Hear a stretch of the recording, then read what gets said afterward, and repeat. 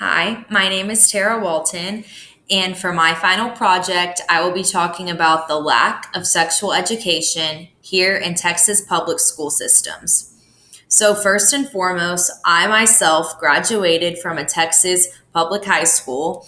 So, this directly affected me from me learning and getting the information from my teachers, or supposed to be teaching me about sexual health. Um, there's a lot that was not taught and a lot of things that were not discussed that could have changed and do change people's lives, which we were about to see. Every 10 minutes, a baby is born to a teen in Texas. Texas is number 3 in the United States for highest pregnancy rates. If you notice here on the charts in little letters, New Hampshire is ranked 50, while Texas is ranked number 3. 29 states require sexual education programs, while the others do not.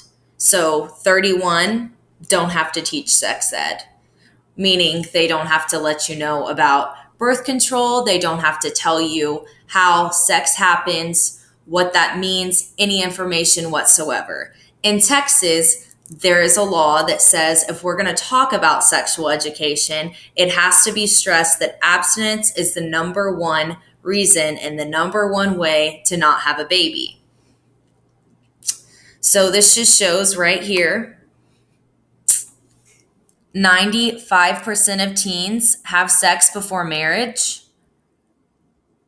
This was done in a study, and teenagers admit to that. If we all think back to when we were in high school, we all know, knowingly or not, we already all knew about sex and what was going on.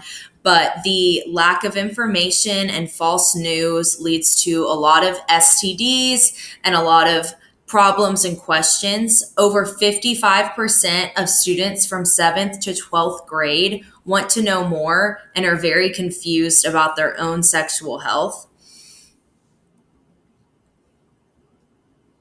Our Texas laws have not proved effective. Once again, that we show over 95% of teens are already having sex. So, us teaching programs on abstinence based sex is not the answer. We have been trying to change laws since 1995, but nothing has been done. Actually, this past June, there was a write up to meet with Congress and the Texas Legislative Board to talk more about what we can do for our students and what we can add in to talk about contraceptives and small things. The path of least resistance relates more directly to this because no one wants to step up and talk about it. The parents feel that it's the school's job. The school feels that it's the parents' job. The students don't know whose job it is. So it just keeps getting pushed off and pushed off to people until no one cares and it's just not talked about, which this is too big of an issue to just not talk about. Here we can see that 66,800 are repeat births. So it's not just one child that teenagers are having to take care of. They're going on to have more children after they have their babies too. The little information we are given in schools is not required to be medically accurate. So if your teacher feels a certain way about a certain topic, she or he is allowed to give their own opinion without backing it up with any facts. This is a Texas law as well.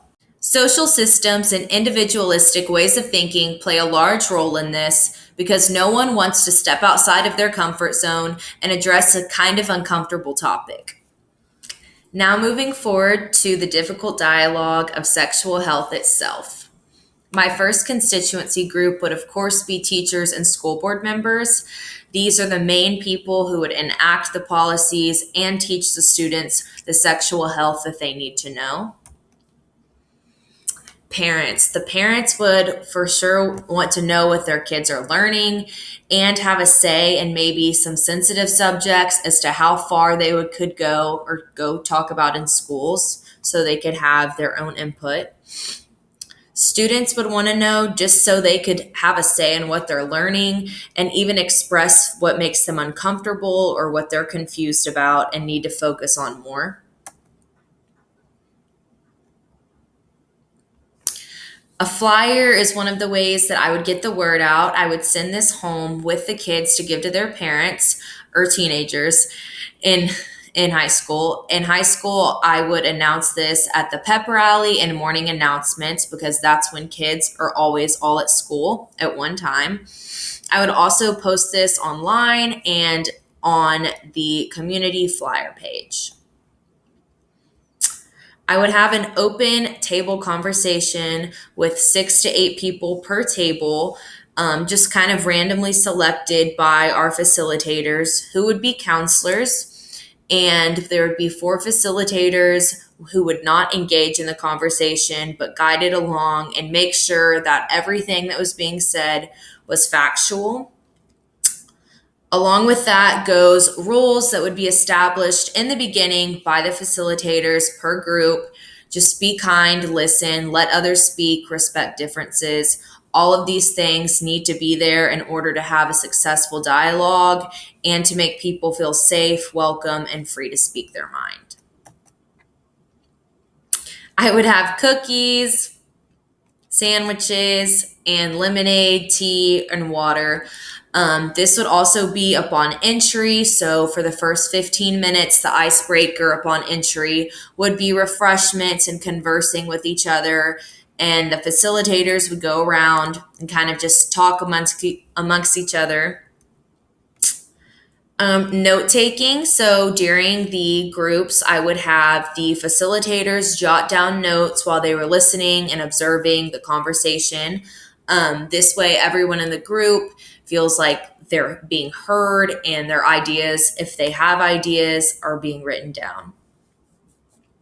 Some questions to spark the conversation would be, what is one thing you can talk to your teens about regarding sexual activity at home? This would be directed more towards the parent group, and that would be one question that they could really ponder on and do some research about themselves and maybe even learn. Um, how can you stay unbiased and present just facts would be my question for the teachers. It's often really hard to teach something if you don't believe in it or if it violates your moral code. So I would like to know what they would do and say to make sure that they stay unbiased. I would also have a demonstration throughout toward the end of the dialogue that would show how to effectively use a condom, which would be protection for the students. By doing this, the students could feel more comfortable with knowing how to use it and take away some awkwardness. The surveys would be taken upon leaving anonymously at the door. There would be a bin as you're walking out.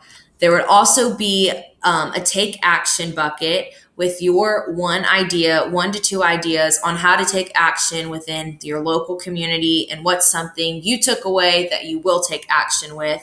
So we really just want to hear everyone's ideas and the success after this meeting as to how we are going to go and make sexual education happen and get the facts out there and get teens protected and aware of their own bodies. Thank you.